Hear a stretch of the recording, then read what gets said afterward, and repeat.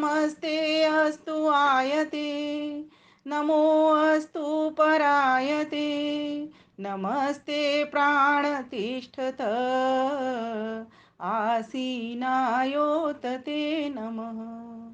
ॐ शतायुधाय शतवीर्याय शतोतये अभिमातिशाये शतं यो नः शरदो अजीजात् इन्द्रो नेषदि दुरितानि विश्वा, इन्द्रो नेषदि दुरितानि विश्वा।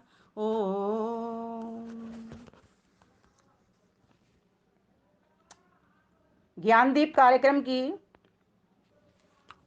बहुत ही सुंदर संचालन कर रही मेरी कुशल मंच संचालिका विदुषी बहन, बड़ी बहन श्रीमती रचना आहूजा जी, एवं जितनी बहनों ने अभी भजन गाए उन सभी माताओं बहनों ने उनको भी, और साथ ही साथ जितनी भी विदुषी माताएं बहनें भाई यहाँ पर जुड़े हुए हैं उन सभी को अधिक फॉर्मेलिटी अर्थात औपचारिकता न निभाते हुए नमन करती हूँ, वंदन करती हूँ, अभिनंदन करती हूँ, क्योंकि सभी मेरे से पूज्य हैं। अनुभव में, आयु में, ज्ञान में सभी मुझसे वृद्ध हैं अर्थात परिपक्व हैं।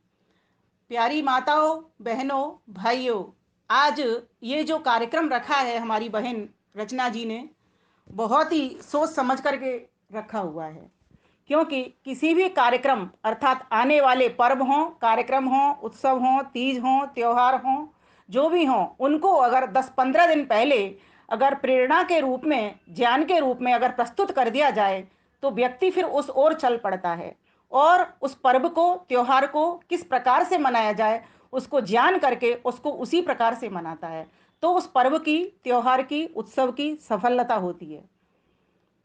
तो आज हम जानेंगे, जैसा कि विषय हमारी बहन ने मुझे दिया, दिया और बाती हम। प्यारी माताओं बहनों, वास्तव में हम सभी दिया और बाती की ही तरह हैं। यह भारतवर्ष हम सबका देश है, तो इससे पहले ऋषि मुनियों का देश है, राम का देश है, कृष्ण का देश है, महर्षि दयानंद का देश है, वीर शिवाजी का देश है, सभी देशभक्तों का देश है, सभी देश प्रेमियों का देश है, सभी ज्ञानियों का देश है, सभी वीर पुरुषों का, वीरांगनाओं का देश है। तो आज के इस कार्यक्रम में मैं जो प्रस्तुत करना चाह रही हूँ, बताना चाह रही हूँ कि परमेश्वर ने हम सभी मानवों को यह जो शरीर रूपी दिया दिया है, यह दिया हमारा कैसा हो, कैसी इसमें बाती हो, कैसा इसमें घृत हो, किस तरह की इसकी ज्योति हो, किस तरह से इस मानव तन को हम सफल कर पाएं। वास्तव में जितने भी पर्व, तीज, त्योहार, व्रत, उत्सव आते हैं वे सभी इस मानव तन को सफल करने के लिए आते हैं। पशु पक्षियों के लिए कोई तीज, त्योहार, उत्सव नहीं होता, ये आप और हम सभी जानते हैं। कोई यज्ञ नहीं होते, कोई दान नहीं होता, कोई ऐसी वृत्ति भी नहीं होती जो कि पशु पक्षी, मनुष्य ना कर सकते हो, पशु पक्षी कर सकते हों। मनुष्य एक श्रेष्ठतम प्राणी है सभी पशु पक्षियों में, जीव जंतुओं में। इसीलिए इस मनुष्य ने आनंद को खोजना है और उस आनंद की प्राप्ति के लिए वह बाह्य भी खोजता है और अंतर भी खोजता है। वह चाहता है जहाँ से भी मिले मुझे वो सुख मिले, वो मुझे आनंद मिले। यह जो पर्व हैं ये हमारी संस्कृति को मजबूत करने के लिए, रक्षा करने के लिए, बचाने के लिए, सुरक्षित रखने के लिए कहा जाए अर्थात वर्धन करने के लिए कहा जाए तो अतिशयोक्ति न होगी, आते हैं। हम सभी एक दूसरे से मिलते हैं, इनमें एक दूसरे के साथ समरसता का भाव जगाते हैं, यह हम सभी जानते हैं। लेकिन जब तक मानव तन सफल नहीं हो जाता, जब तक कि वह दिया बन करके और बाती बन करके इस मानव तन मन बुद्धि इंद्रियों को सफल नहीं कर लेता। यूं तो ये जो दीपावली का पर्व है हमारे देश में, यूं तो 4 प्रकार के पर्व, बड़े पर्व आते हैं, होली, दीपावली, विजयादशमी और श्रावणी पर्व। इन्हीं में से ही लगा जुला मिला अगर कह सकते हैं तो पांचवा एक मकर संक्रांति को भी हम ले सकते हैं। तो जहाँ श्रावणी जो पर्व है हमारा ब्राह्मणों का पर्व है और जो दीपावली पर्व है वो वैश्यों का पर्व है, विजयादशमी क्षत्रियों का पर्व है, तो होली वहाँ शूद्रों का पर्व है। इसका मतलब ये नहीं है कि सिर्फ एक ही वर्ण इसको मनाएगा। यहाँ प्रमुखता के लिए इस बात को कहा जाता है कि अगर श्रावणी पर्व में ज्ञान की आवश्यकता पड़ती है, गृहस्थियों को ज्ञान पहुंचे, तो इसीलिए इसको ब्राह्मणों का पर्व कह दिया जाता है। क्षत्रियों से समाज की संस्कृति की रक्षा होती है, इसीलिए इसको क्षत्रियों का पर्व कह दिया जाता है। एक बहन ने मुझे ये प्रश्न किया था, जब सभी वर्ण मिलकर के मनाते हैं तो इसको क्षत्रिय का पर्व क्यों कहा जाता है? मैंने कहा क्यों, क्योंकि इसमें प्रमुखता है कि जो क्षत्रिय हमारे सैनिक वर्ग हैं, राजा लोग हैं, हम सबकी रक्षा करते हैं। तो वो जो रक्षा मंत्री जो रक्षा कर रहा है, हम सबको साथ लेकर के चल रहा है, हम सबकी रक्षा, हमारी भूमि की रक्षा, हमारी संस्कृति की रक्षा, हम लोगों की रक्षा कर रहा है, तो हम सभी आ जाते हैं उसमें। तो कहने का भाव यहाँ पर ये है कि प्रमुखता जहां पर ली जाए, जिस बात की ली जाए, उस तरह का उसको पर्व बोल दिया जाता है। उसी प्रकार से ये दीपावली आया, ये वैश्यों का पर्व है। अब इस अकेले वैश्य तो इसको मनाते नहीं, लेकिन व्यापारियों का पर्व है। इसका कहने का भाव यही है कि सबसे अधिक लक्ष्मी धन संपदा व्यापारियों के पास होती है, वैश्य वर्ण के पास होती है। वैश्य वर्ण का कर्तव्य बनता है कि वो स्वयं ही इसको ना खाए पिए, उसको अपने जितने भी लगे हुए वर्ण हैं, आश्रम हैं, उनकी भी पालना करे। अपने छोटे बहन भाइयों को देखे, उनके पास नहीं है तो उनको जाकर के पहुंचावे। तो इस प्रकार से होली का भी पर्व आया है। तो क्या ये सिर्फ शूद्रों का पर्व है, सेवकों का पर्व है? नहीं, ये सभी का पर्व है। इसमें होली के रंगों में रंगा बरोर, इसमें कोई ऊंच नीच जात पात कुछ होता नहीं। अर्थात इसको कहा गया एक दूसरे को सेवा दो, एक दूसरे का त्याग करो, एक दूसरे को समर्पण करो। तो सभी जात वर्ण के लोगों को इसमें इकट्ठा कर लिया जाता है। हम सभी एक हैं, नाना प्रकार के रूप हैं, नाना प्रकार के रंग हैं। इन पर्वों के माध्यम से इन हम सभी अपनी संस्कृति को, सभ्यता को, धर्म को सुरक्षित करते हैं और उसकी वृद्धि करते हैं। तो आइए आज हम चलते हैं, ये जो दीपावली का पर्व है, जैसा कि इसका विषय है ज्ञान और दिया और बाती, इसी को लेकर के हम आगे बढ़ेंगे। तो इसमें जो 5 दिन का त्योहार है, ये इसमें प्रथम होता है धनतेरस, दूसरा होता है इसमें रूप चतुर्दशी, नरक चतुर्दशी, यम चतुर्दशी। इन 3 नामों से जाना जाता है चतुर्दशी को। तीसरा आता है इसमें अमावस्या, चौथा आता है इसमें गोवर्धन पूजा, और पांचवा आता है इसमें भैया दूज। भैया दूज हर जगह नहीं होती, यह कहीं कहीं पर होती है भारतवर्ष में। वैसे तो अभी हमारे इधर उत्तर प्रदेश में, राजस्थान में तो इसको बड़ी धूमधाम से मनाया जाता है। होली की भैया दूज हो या दीपावली की हो या विजयादशमी की हो, बहुत अच्छे तरीके से इसको मनाया जाता है। तो इन पांचों त्योहारों का, पांचों दिवसों का अपना अपना एक महत्व है। किसी ने कहा होली और ये जो श्रावणी पर्व है, श्रावणी पर्व में इतने सारे दिन ब्राह्मणों के लिए हो गए, और होली में एक ही दिन रहा, और दीपावली भी 5-5 दिन की हो गई। ऐसा क्यों, इसमें ये भेदभाव क्यों हो गया? मैंने कहा यहाँ भेदभाव नहीं देखना, यहाँ पर देखना है कि किस त्योहार से, किस त्योहार को करने में कितने दिनों की आवश्यकता है, जिससे वो बात सिद्ध हो जाए जिस काम को हम करना चाहते हैं। तो यहाँ पर जो दीपावली है, यहाँ पर 5 दिनों की आवश्यकता पड़ती है। दूसरी बात, हमारे प्रत्येक पर्व या जितने भी हमारे उत्सव आते हैं, वे सभी हमारी प्रकृति से जुड़े होते हैं। सर्वप्रथम प्रकृति के हिसाब से उनको लेना होता है।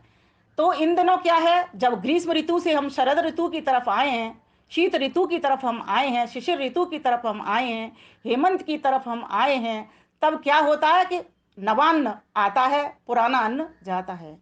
किसान खेत को काटते हैं, नया अन्न लाते हैं। अब सर्दियों में जो हमारे लिए उपयुक्त अन्न है उसकी खेती होती है, उसको काटा जाता है और उसको खाया भी जाता है। और खाने से पहले वो भगवान को समर्पित भी किया जाता है। भगवान को समर्पित करने के बहुत सारे तरीके हो सकते हैं, बहुत सारे ढंग हो सकते हैं। उनमें जो सर्वश्रेष्ठ विकल्प है, सर्वश्रेष्ठ तरीका है, वह एकमात्र देव यज्ञ है, जिसको कि हम अग्निहोत्र कहते हैं, हवन कहते हैं और होम कहते हैं। इस अग्निहोत्र के द्वारा ही हम सभी देवताओं को आहुति पहुंचा करके उसके बाद में जो यज्ञ शेष बचता है उसको हम स्वयं ग्रहण करते हैं। तो नवान्न जब आया है तो परमात्मा को यह धन्यवाद करने के लिए आया है, हे प्रभु तेरा लाख लाख धन्यवाद, तूने ये नवान्न दिया, हमारे शरीर को देख करके दिया। जो शरीर को आवश्यकता गर्म भोजन की थी, वो गर्म भोजन तूने ला करके दिया। इसीलिए आपने देखा होगा ये जो 31 आहुतियां दीपावली पर बोली जाने वाली हों, या फिर नवषष्ठी और कहीं कहीं पर होली पर बोले जाने वाली हों, जब जब ऋतु परिवर्तन हुआ तभी ये आहुतियां बोली जाती हैं। इनके भीतर जो अर्थ आता है, अभी मैंने जो बोला था, जो वेद मंत्र से पाठ किया था, शतायुधाय शतवीर्याय शतोतय मातिशाय शतम योना शरदो अजीजात इंद्रो ने सच दुरितान विश्वा। हे परमपिता परमेश्वर, मेरी आयु को लंबी करना, सैकड़ों वर्षों की आयु मेरी कर देना, मुझे वीर पुरुष बना देना, शतोयुधाय वीर्याय, मुझे पराक्रमी बना देना, ओजस्वी बना देना। ये जो अन्न तूने मेरे लिए दिया है, ये अन्न मेरे शरीर को, स्वास्थ्य को, सुख को, संपदा को, समृद्धि को बढ़ाने वाले हो, मेरी आयु को लंबी करने वाला हो। तो इस प्रकार से हम इसमें प्रार्थना करते हैं भगवान को, यज्ञ भगवान को। यज्ञ की आहुति अर्थात जो सामग्री है उसमें हम नया अन्न मिलाते हैं और उसकी आहुति हम समर्पण करते हैं। वह एक अलग बात है, आज कौन कर रहा है कौन नहीं कर रहा, मैं इस विषय पर नहीं जाऊंगी। मैं अपनी वैदिक संस्कृति की बात बताऊंगी कि वैदिक संस्कृति क्या कहती है, हमको क्या करना चाहिए, किस तरीके से इन पर्वों को वैदिक तरीके से मनाना चाहिए। वेद में कोई ऐसा स्पष्ट आदेश नहीं होता कि तुम होली मनाओ, दिवाली मनाओ, कहीं भी आपको ऐसा मंत्र का व्याख्या नहीं मिलेगी। वहां क्यों? क्योंकि वहां पर सभी के लिए, सभी के हित की बात कही गई है। वहां ऐसा नहीं है कि सिर्फ भारतीयों को समझाया गया हो, अमेरिका वासियों को नहीं समझाया गया हो, सिर्फ रूस वालों को नहीं बताया गया हो, भारतीयों को ही बताया गया हो, ऐसा कुछ भी वहां पर नहीं होता। वहां सभी के लिए एक स्पष्ट एक ही मत है, एक ही कहना है भगवान का कि सभी लोग अपने आप को, अपना जो मानव जीवन मैंने तुमको दिया है इसको सार्थक करो, और जिस जिस देश की जो जो संस्कृति है उस संस्कृति के हिसाब से अपने देश को समृद्ध करो। हम भारतीय चूंकि आर्य हैं, आर्यावर्त के वासी हैं, हमारे देश का नाम आर्यावर्त था, हम सभी जानते हैं। तो हम सभी का कर्तव्य बनता है, जो हमको ये शरीर मिला है मानव का, ये एक दिया है, ये मिट्टी का दिया है, और मिट्टी के दिए के भीतर ये आत्मा रूपी बाती लगी हुई है। और आत्मा रूपी बाती में जितना भी ज्ञान का घृत हम भरते हैं, उतना उतना ये बाती जल उठती है। जितनी जितनी बाती जलती है उतना उतना ये प्रकाश करती है।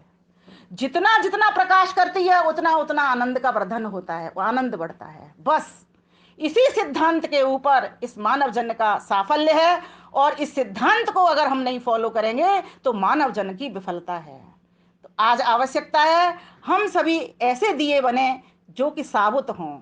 ऐसा ना हो कि इस मिट्टी के दिए के भीतर छिद्र हो जाएं, जिससे ये जो स्नेह रूपी घृत है, ज्ञान रूपी घृत है, मृदु घृत है, चिकना स्निग्ध घृत है, ये इस दीपक में से होकर के निकल जाए। और ये जो बाती है, आत्मा रूपी बाती है, ये प्रकाशित होने की बजाय में अंधकार में ही पड़ी रह जाए।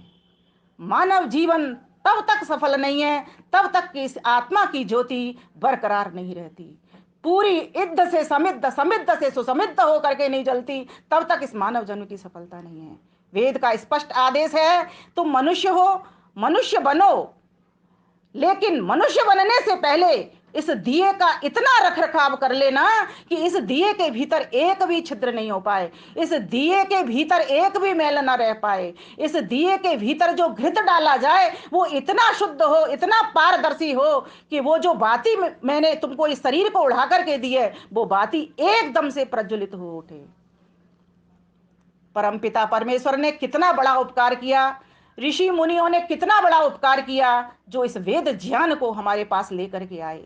काश हम इस वैदिक संस्कृति को देखने वाले, पढ़ने वाले, सुनने वाले और इससे अपने जीवन को भरने वाले बन रहे होते, तो आज ये संसार के भीतर होने वाला जितना भी अज्ञान चारों ओर दिखाई दे रहा है, जितने भी काले काले बादल दिखाई दे रहे हैं, जैसा कि मेरी बहन ने कहा, मैंने उसी बात को यहाँ से आगे प्रस्तुत कर दिया, वो नहीं हो रहे होते।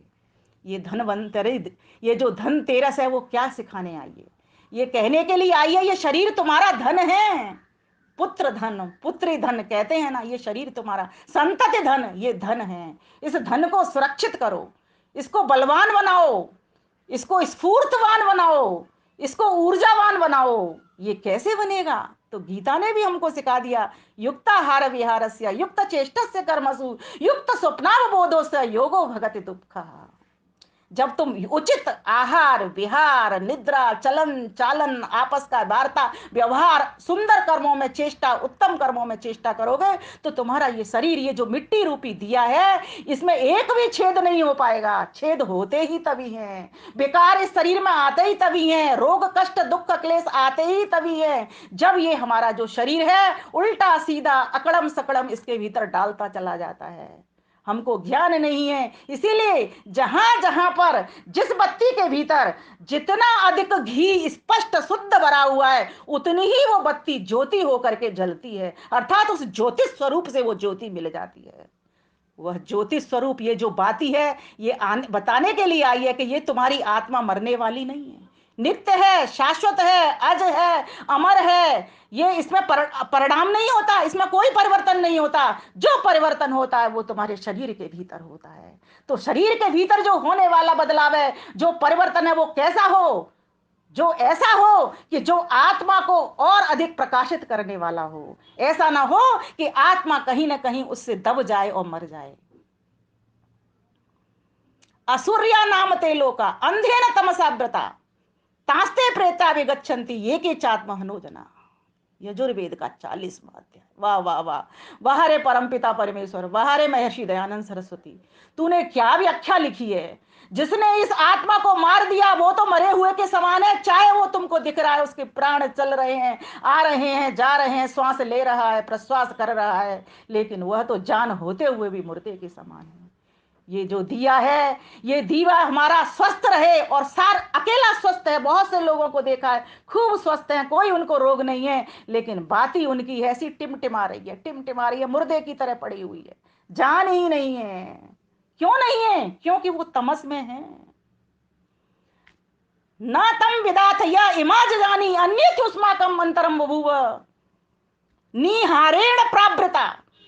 घोरे घोर घने अंधकार में कोसे के भीतर वो टके पड़े हुए हैं। अंधकार में ठोकर है और ज्ञान में ठाकुर हैं। अब बताइए, आप ठोकर खाना चाहोगे या ठाकुर के दर्शन करना चाहोगे? कोई भी जीवात्मा नहीं चाहती मुझे ठोकर मिले, हर जीवात्मा चाहती है मुझे ठाकुर मिले। हर जीवात्मा चाहती है मुझे सुख मिले, आनंद मिले। जब सुख मिले आनंद मिले की चाह करती है तो इस शरीर रूपी संपदा को, शरीर रूपी संपत्ति को संचित स्वस्थ बनाने का प्रयास करेगी। और ये जो धन्वंतरी जयंती के नाम से ये मनाई जाती है, हमारे देश के भीतर हमारे आयुर्वेद के ऐसे ऋषि हुए हैं जिनका नाम धन्वंतरी था। उन्होंने इस बात को हमको समझाया कि किस प्रकार से हमको अपने शरीर को स्वस्थ रहना है। इसीलिए इसमें एक इतिहास यह भी जुड़ गया कि आज के दिन सभी इस शरीर को स्वास्थ्य का वर्धन करने वाले बने। अब लोगों ने इसको ठीक प्रकार से न समझ करके सिर्फ सोने चांदी पर फोकस कर दिया। मना नहीं कर रही, सोना चांदी भी ध्यान देना, आर्थिक सुरक्षा है। जब इंसान के पास पैसा नहीं रहता, रुपया नहीं रहता, तो ये रखा हुआ घर के भीतर सोना चांदी हमारा बल बनता है। तो हम हर प्रकार से समृद्ध हों। वयम श्याम पतयो रहीणाम, वेद ने स्पष्ट आदेश दिया है। उन्होंने कभी निर्धन होने के लिए नहीं कहा, उन्होंने कहा हम धन ऐश्वर्यों के स्वामी बने। लेकिन धन ऐश्वर्यों के स्वामी व्यक्ति कब बनता है? जब धन धर्म से जुड़ जाता है। जब धन धर्म से जुड़ जाता है तब जाकर के वयम श्याम पतयो रहीणाम होता है। तो प्यारी माताओं बहनों, ये धन्वंतरी जयंती बताने के लिए आई है ये शरीर हमारा कैसा है। पहला सुख निरोगी काया, पहला जो सुख, अगर आप व्यक्ति सुखी होना चाहता है तो इस काया को स्वस्थ रखे। इसीलिए धन्वंतरी ऋषि को आज के दिन के लिए जय जय करते हैं हम सभी। और दूसरा इसके बाद में जो पर्व आता है चतुर्दशी का, उसका नाम है रूप चतुर्दशी, नरक चतुर्दशी, यम चतुर्दशी। ये क्या कह रहे हैं? शब्दों पे गौर करिए आप। रूप चतुर्दशी कह रही है कि रूपवान बनिए। अभी तुमने घर को पेंट किया है, घर को रूपवान बनाया है, अब अपने इसको शरीर को, इस दिए को भी पेंट करिए थोड़ा सा। और इस अकेले दिए को पेंट मत करिए, इसके भीतर जो बाती है इसको भी पेंट करिए। किससे पेंट करिए? वेद मंत्रों से भर लीजिए इस मुख को, इस वाणी को। वाणी इसलिए कहते हैं कि वेद मंत्र इसके ऊपर प्रतिष्ठित रहे। वाणी माने सरस्वती, सरस्वती इस जिब्बा के ऊपर बैठ जाए। परम पिता परमेश्वर हमको कहता है इस वाणी को पवित्र कर लीजिए। ओम वाग वाग, ओम प्राण प्राण, ये वाणी हमारी पवित्र होगी, ये प्राण हमारे पवित्र होंगे तो आत्मा क्यों पीछे रहेगी? ये भी पवित्र हो जाएगी। इसीलिए कहा शरीर के जो मन, इंद्रिय, बुद्धियां और जितने भी कर्मेंद्रियां, ज्ञानेंद्रियां सभी हैं, इनको पवित्र करना शुरू कर दिए, तभी दिए की सार्थकता है। अब ये इंद्रियां भी क्या है? जैसे आत्मा को मैंने कहा एक बाती है, ऐसे ही ये जो शरीर है वो एक दिया है, और ये इंद्रियां क्या है? ये सपोर्ट है। आपने देखा होगा जब बहुत जोर का तूफान चल रहा हो, आंधियां चल रही हो, तो एक सीख को लगा देते हैं रुई को रोकने के लिए, बत्ती की रुई को, तो वो खड़ी हो जाती है, स्थिर हो जाती है।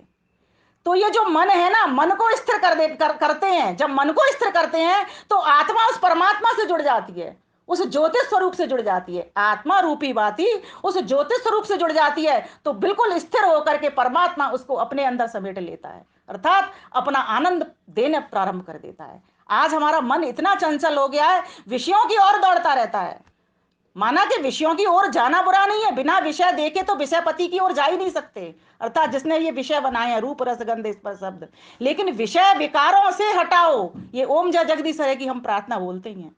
तो इस प्रकार से हम इस रूप चतुर्दशी वाले दिन अपनी वाती के रूप को सुंदर करें, और इसको करने का एक बड़ा सुंदर उपाय महर्षि पतंजलि ने योग दर्शन के भीतर कहा है। आप सभी बहनों को ये पता है, कई बार मैं भी बोल चुकी हूँ और आप सभी भी इनकी व्याख्या करती हैं, मैं उस पर नहीं जाऊंगी, क्योंकि ये 5 दिन का त्योहार है और मेरे पास समय की थोड़ी सीमा रहती है, तो इसीलिए मैं जल्दी जल्दी अपनी बात को कहूंगी।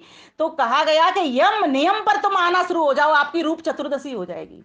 आपने घर को जैसे सजाया है, वैसे आप अपने इस दिए को सजा लो, अर्थात दिए को पेंट कर लो, शरीर को पेंट कर लो, और शरीर को पेंट करके उस बाती को भी इतनी स्थिर होकर के खड़ी कर दो कि वो बाती ज्योति स्वरूप अर्थात उस परमेश्वर के रूप को वर्ण करने वाली हो जाए। ईश्वर का रूप क्या है? आप कहोगे वो तो अरूप है, जो निराकार है उसमें तो रूप होता नहीं। उसका रूप है उसका ज्ञान, उसका बल, उसका आनंद, उसकी उमंग, उसकी उत्साह, ये सब उसका रूप है। इन गुणों को, इन उसके कर्मों को देखो, 1 मिनट भी चैन नहीं लेता, वो हर समय चलता रहता है। अर्थात चलते रहने का मतलब ये नहीं एक दूसरी जगह से दूसरी जगह जाए, वो तो स्थिर होकर के सब जगह भरा हुआ है, अर्थात शीघ्र पहुंचा हुआ है। तद एजत तद न एजत तद दूर तदवंत के तदंतर से सर्वस्य तद सर्वस्य। वो परम पिता परमेश्वर तो हर जगह पर है, लेकिन इतनी शीघ्र उसकी चाल मीन्स इतना शीघ्र उसका काम करता है कि जो कुछ हम सोचते हैं वो फौरन उसके माइंड में अर्थात उसके विज्ञान में आ जाता है। माइंड से मतलब कोई ऐसा हमारे जैसा उसका मस्तिष्क होता नहीं। तो ऐसे सर्वज्ञ परमात्मा से मिलने के लिए आत्मा रूपी जो हमारी बत्ती है, इस शरीर रूपी दिए में इस तरह से प्रज्वलित करनी है, यम नियमी मन करके अष्टांग योग का पालन करते हुए, कि जिससे इस बाती की जरा से भी लौ धीमी ना पड़ जाए।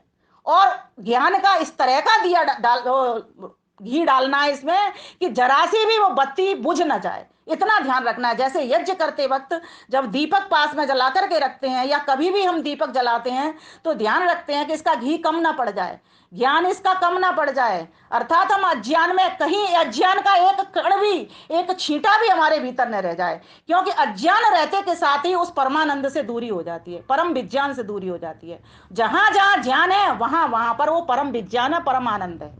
तो हमको उस परम पिता परमेश्वर को पाने के लिए ये मनुष्य का शरीर मिला, और ये दीपावली वगैरह है, ये वेद संस्कृति की रक्षा के लिए ही आए हैं कि अंधकार कहीं धरा पर नहीं रह पाए। किसी कवि ने बड़ा सुंदर कहा था, जलाओ दिए पर रहे ध्यान, इतना अंधेरा धरा पर कहीं रह न जाए, नई ज्योति के धर नए पंख झिलमिल, उड़े मर्त्य मिट्टी गगन स्वर्ग छूले।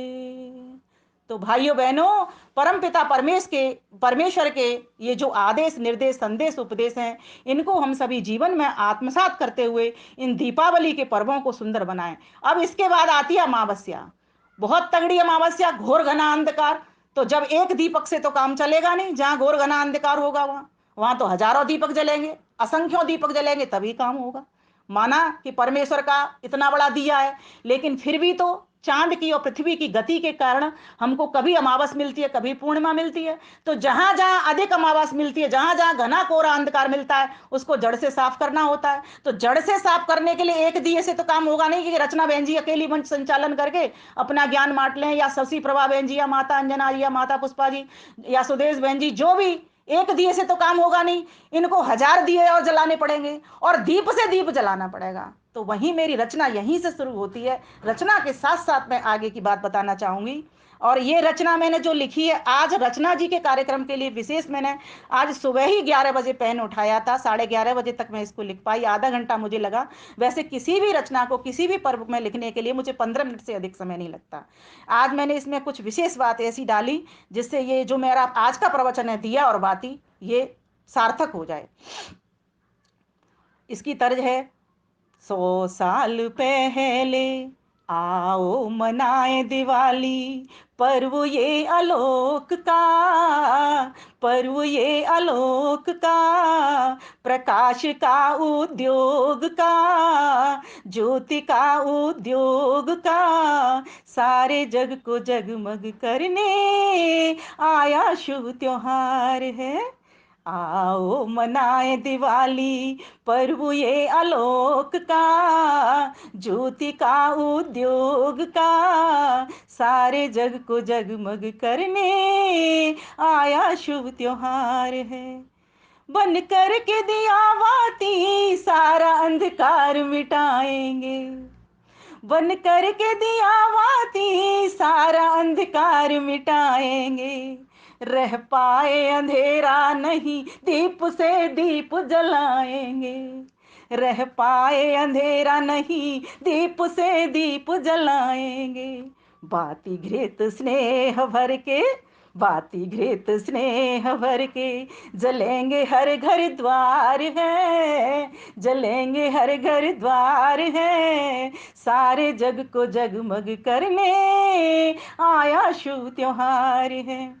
आओ मनाए दिवाली, पर्व ये आलोक का, ज्योति का उद्योग का, सारे जग को जगमग करने आया शुभ त्योहार है।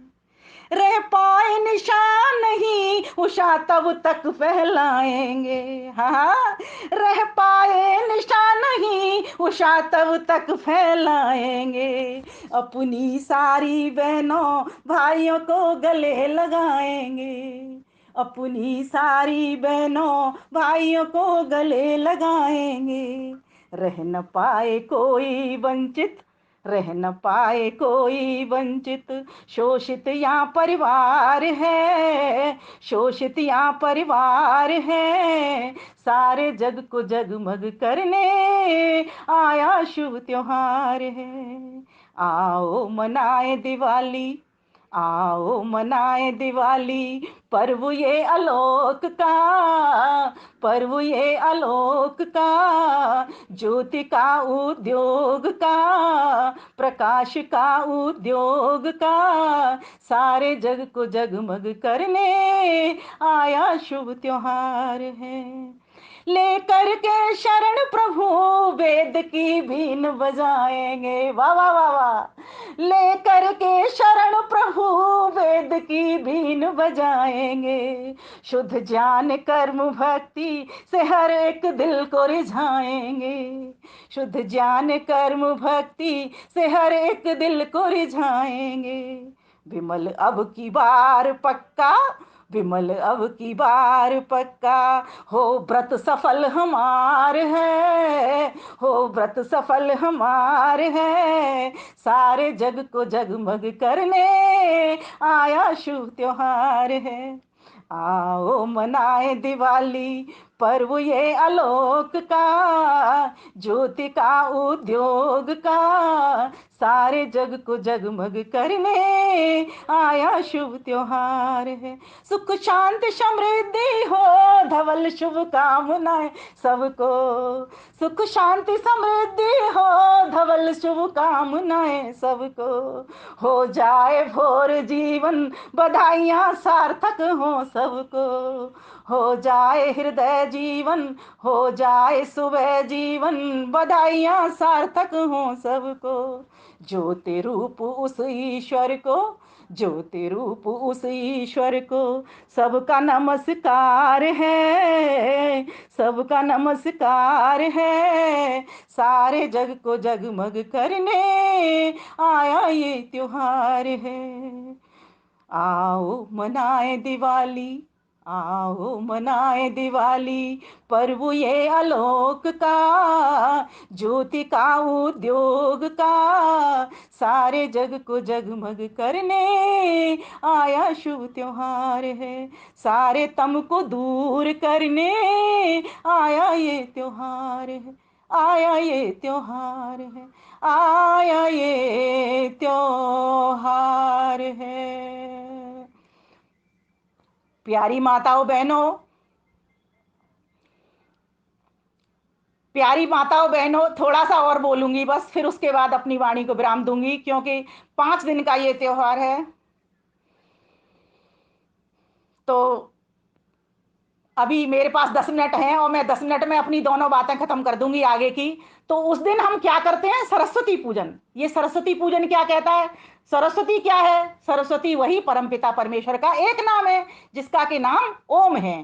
क्यों? क्योंकि उसी ने ही हम सभी को ज्ञान दिया हुआ है। ये जो अभी मैं ज्ञान बोल रही हूँ, वेद मंत्र बोल रही हूँ, उसी का ही तो वेद मंत्र बोल रही हूँ, उसी का ही तो ज्ञान में बोल रही हूँ। मेरा अपना कुछ भी नहीं है, मेरे पास तो मेरा शरीर भी नहीं था, उसी परमेश्वर ने शरीर दिया, उसी ने मन बुद्धि इंद्रियां दी, और उसी ने मुझको ये ज्ञान दिया। और ये ज्ञान कहां से लिया? आप माताओं बहनों से, बड़े बड़े भाइयों से, विद्वानों से, विदुषियों से।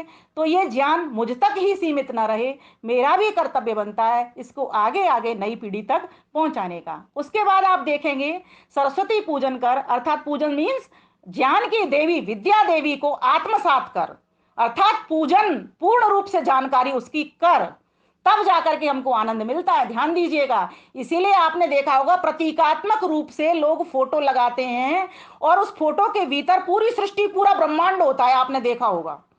उसमें कमल के फूल भी मिलेंगे, सरोवर भी मिलेगा, उसमें हर चीज मिलेगी, उसमें संगीत के यंत्र भी मिलेंगे, सारी चीजें, पूरे प्रकृति का उसमें दर्शन कराया जाता है। उस प्रकृति के द्वारा बताया जाता है, उदुत्यम जात वेदसम देवम बहंत केतव दृश्य विश्वाय सूर्यम, कि वो परम पिता परमेश्वर सारे इस पूरे ब्रह्मांड के भीतर है, और उसी ने ही ये सारे ब्रह्मांड को बनाया है। ये सरस्वती पूजन है। अब इस पूजन की जानकारी क्या है? लोगों को सिर्फ चित्र तक रह गई है, चित्र के द्वारा उस बात को समझने वाले हम बने। इसके लिए हमारी माताएं जो विदुषी होती हैं, जो पिता भाई लोग होते हैं, विद्वान होते हैं, वो हमको समय समय पर बताया करते हैं। तो मैं उस विषय पर आगे नहीं जाऊंगी कि लक्ष्मी के 4 हाथ होते हैं, कमल पे क्यों बैठती है। मैं अगले लेक्चर में कभी वो बात आ जाएगी, और आ भी चुकी है कई मेरे प्रवचनों में। अब आगे चलते हैं हम। ये वैश्यों का, वैश्य लोग क्या करते हैं? अपने बही खातों को ठीक करते हैं उस दिन, और खूब सारे अभावग्रस्त जो लोग हैं, निर्धन लोग हैं, जो उनके हेती माती लोग हैं, उनको खूब सारा प्रसाद बांटा करते हैं। और सभी एक दूसरे को, जो वैश्य का अर्थ ये नहीं है कि सिर्फ एक बनिया, नाम से बनिया, जिसका जो कर्म होता है, ये हम सभी आर्य समाज वाली माताएं बहनें जानती हैं। तो कहने का भाव यहाँ पे, यार जो धनी लोग हैं, वैसे से मतलब यहाँ समझेंगे जो धनी लोग हैं, वो निर्धनों की सहायता भी करते हैं, और आपस में भी मित्रवत सबसे के साथ में अच्छा व्यवहार करते हैं, लेन देन करते हैं, और सभी लोग, सभी वर्ण के लोग आपस में शुभकामनाएं और बधाइयां भी प्रेषित करते हैं।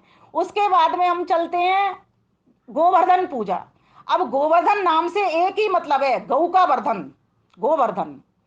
इंद्रियों का वर्धन, क्या इंद्रियां मोटी हो जानी? नहीं, इंद्रियों का सूक्ष्म हो जाना, ये इंद्रियों का वर्धन है। गौ कहते हैं पृथ्वी को, गौ कहते हैं इंद्रियों को, और गौ कहते हैं गौ माता को। तो पृथ्वी का वर्धन, हमारी पृथ्वी हरी भरी रहे ना। क्या? माता भूमि पुत्रो हम पृथिव्या, ये काम कौन करेगा? मैं पुत्र करूंगा। क्यों? क्योंकि माता मेरी, जो भूमि है वो मेरी माता है। तो माता का वर्धन करने वाला कौन है? ये जो मनुष्य रूपी बेटा है, उसका पुत्र है, ये उस माता का वर्धन करेगा। वो कैसे करेगा? कि सारे पूरे भारत माता, जैसे हम भारत माता के पुत्र हैं, तो हम पूरी माता, भारत माता का वर्धन करेंगे, अर्थात उसकी संस्कृति को सुरक्षित करेंगे, उसकी सभ्यता को सुरक्षित करेंगे, उसके धन को सुरक्षित करेंगे, उसकी नीतियों को सुरक्षित करेंगे, उसके नियमों को सुरक्षित करेंगे, उसके परिवारों को सुरक्षित करेंगे, समाजों को सुरक्षित करेंगे। तो इस प्रकार से इसको गौ को लेना है हमको। तो गौ माता की रक्षा करनी है, पालन करना है, पोषण करना है। बहुत सारे इसमें प्रश्न बनते हैं, लेक्चर बहुत लंबा मैं नहीं करना चाहती हूँ, तो कभी फिर इसको अलग से, गौ का एक अलग से लेक्चर रख लेंगे इस पर। इसके लिए बहुत सारे काव्य गीत भी लिखे हैं मैंने, और इसका तो एक अलग से बहुत बड़ा प्रवचन जाएगा।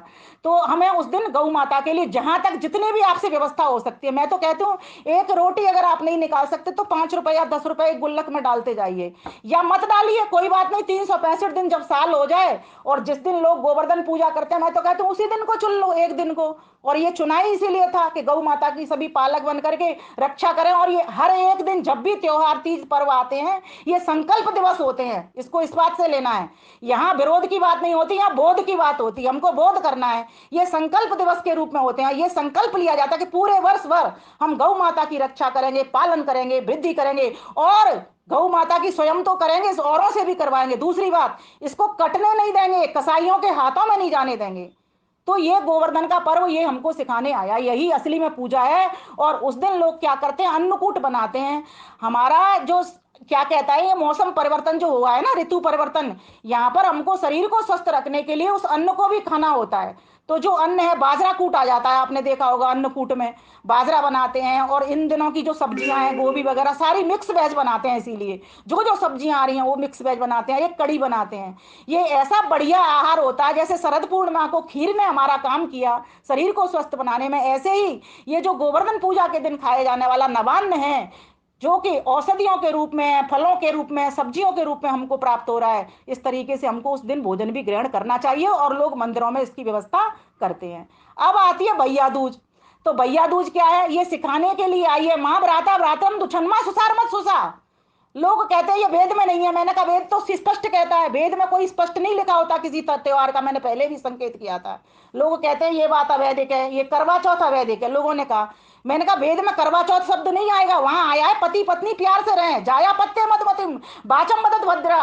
पति पत्नी का ऐसा प्रेम होना चाहिए, एक हो जाए इस तरह जो प्राण तन का ठोर है, फिर ना कोई ये कहे मैं और हूं तू और है, इस तरीके तू हो जाए, ये चीज है। तो आप उसमें से वेद लो ना, आप कौन कहता है आप उसमें से अवैधिक बात है लो। इसीलिए हम विरोध में ना जिए, हम किस में जिए, बोध में जिए, हम शोध में जिए, हम आनंद में जिए, हम विनोद में जिए, हम प्रमोद में जिए, हम कभी भी विरोध में नहीं जिए। जहां जहां पर ज्ञान होता है वहां वहां पर हमको आनंद मिलता है, और जहां जहां अज्ञान है वहां पर विरोध होता है, फिर विरोध होता है, हिंसा उपद्रव फैलते हैं, अशांति होती है। इसीलिए अगर हम चाहते हैं हर तरीके की शांति सुरक्षा और करने के लिए, तो हम सभी ज्ञान में जिए, बोध में जिए, विरोध में हम नहीं जिए। अब आप आइए चलते हैं, भैया दूज के दिन हम सभी को भावना ये रखनी चाहिए कि हम सभी कैसा व्यवहार करें। हम सभी भाई बहन ही हैं, अकेला अपना माँ के रिश्ते वाला ही भाई बहन नहीं होता। आज तो उनसे भी नहीं बन रही, तो पड़ोसियों से तो, आप लोगों से तो तब बनेगी। इसीलिए हम सभी इस बात का ध्यान रखें। ये भैया दूज का पर्व भी कहने के लिए आया है, एक हो जाओ, तुम सभी भाई हो, चाहे किसी भी संगठन के हो। जब कहते हैं ना घर के भीतर कोई मारने के लिए बाहर के लोग आ जाए, तो कितना भी बैर भाइयों में हो रहा वो इकट्ठे हो जाते हैं। आज आतंकवादी, अलगाववादी, कितने कितने ऐसे लोग आ गए। मैं तो कहती हूँ धनतेरस पर अगर आपको धन खरीदना है तो धनुष खरीदिए, क्योंकि यजुर्वेद की शिक्षा है ये। यजुर्वेद ने कहा है गौ माता को बचाओ, अपनी संस्कृति को बनाओ, बचाओ, वेदों को बचाओ, धर्म की रक्षा करो। तो क्या करना चाहिए हमको, धनुष खरीदना चाहिए। यही आज के जमाने में सही मायने में, अगर शास्त्रों की रक्षा करना चाहते हो तो शस्त्रों को घर पर रख लो। भगवान राम ने धनुष को धारण किया, और ये धनुर्विद्या कहां से निकली है, ये यजुर्वेद का उपवेद है धनुर्वेद। ये आयुर्वेद की शरीर को स्वस्थ रखने की शिक्षा कहां निकली है। लोग मेरे से बहुत सारी बातें करते हैं ये अवैधिक है, अवैधिक है। क्या अवैधिक है, तुम वेद पढ़ते हो, वेद को पढ़ो। आयुर्वेद की शिक्षा कहां से मिली, ऋग्वेद से मिली, क्योंकि ये ऋग्वेद का उपवेद है आयुर्वेद। तो धन्वंतरी जयंती मनाने में क्या बुराई है, धन्वंतरी जयंती बनाइए, शौक से मनाइए इसको, और उस असली धन को पहचानिए। आज किस धन की जरूरत है, आज हमको अपनी सुरक्षा के लिए धनुष की जरूरत है। तो मैं तो कहती हूँ लोहे की तलवार खरीदिए ना। कौन कहता है लोहा क्यों नहीं खरीद सकते, लोग कहते हैं नहीं सोना चांदी खरीदा जाता है। मैंने कहा वो इसलिए खरीदा जाता है कि थोड़ी आर्थिक सुरक्षा हो, लेकिन अभी अर्थ की सुरक्षा से ज्यादा जरूरत तो हमारी भूमि की सुरक्षा की है। भूमि की सुरक्षा कैसे होगी, भूमि की सुरक्षा इन्हें शास्त्रों के साथ साथ शस्त्रों से होगी। इसलिए आपने देखा होगा हमारे सभी देवी देवता जो चित्र बनाए जाते हैं, उनमें उनके हाथ में क्या है, धनुष बाण है, तलवार है, रानी लक्ष्मीबाई, जितने भी हमारे महान पुरुष वीर वीरांगना हुए, देशभक्त हुए, उन सभी ने शास्त्रों के साथ साथ शस्त्रों को धारण किया। ध्यान देना, अगर बिना शास्त्र के शस्त्र धारण करोगे तो मारे जाओगे, और अगर शास्त्र के साथ साथ शस्त्र धारण करोगे तो शास्त्र की भी रक्षा कर लोगे, और शास्त्र को पढ़ने वाले पढ़ाने वाले विद्वानों की भी रक्षा कर लोगे, और स्वयं की भी रक्षा कर लोगे। इसीलिए ये जो पंच दिवसीय महापर्व दीपावली का आया है, ये कहने के लिए आया है दीपावली, दीप की अवली, दीप की पंक्ति, दीप की कतार ऐसी लगाओ कि इस धरा के ऊपर कहीं भी अंधेरा न रह पाए।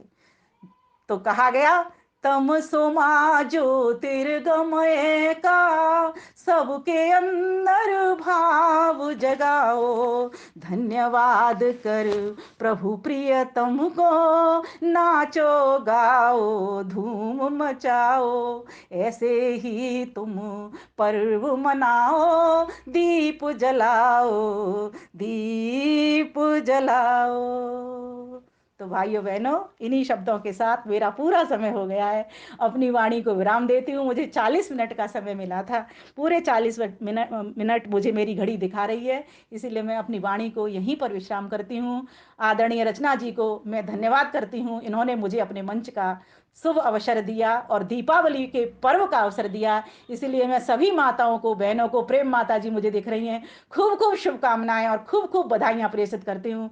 परमात्मा हम सभी की दीपावली को आनंद से मनाए, प्यार से मनवाए, और हम सभी के दीप हमेशा जलते रहें, इस बाती में कभी भी ज्ञान के घृत की कमी ना आने पाए, ये ज्ञान की ज्योति निरंतर बढ़ती चली जाए, ये लौ ऐसी हो, एक दीप से दूसरा दीप स्वतः ही जलता चला जाए, ऐसी इसकी लौ हमारी उठनी चाहिए। धरती से लेके अंतरिक्ष, अंतरिक्ष से लेकर के द्युलोक तक ये पहुंचनी चाहिए। बोलिए भारत माता की जय, भारत माता की जय, भारत माता की जय। वंदे मातरम, वंदे मातरम, वंदे मातरम। बोलिए। सभी को सादर सप्रेम नमस्ते जी।